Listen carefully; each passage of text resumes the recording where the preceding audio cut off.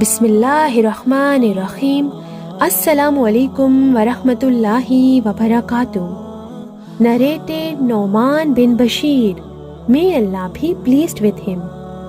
I heard Allah's Apostle, peace be upon him, saying, both legal and illegal things are evident, but in between them there are doubtful, suspicious things, and most of the people have no knowledge about them. So whoever saves himself from these suspicious things saves his religion and his honor, and whoever indulges in these suspicious things is like a shepherd who grazes his animals near the hema, private pasture of someone else, and at any moment he is liable to get in it.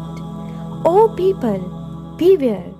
Every king has a hema, and the hema of Allah on the earth is his illegal, forbidden things. Beware! There is a piece of flesh in the body.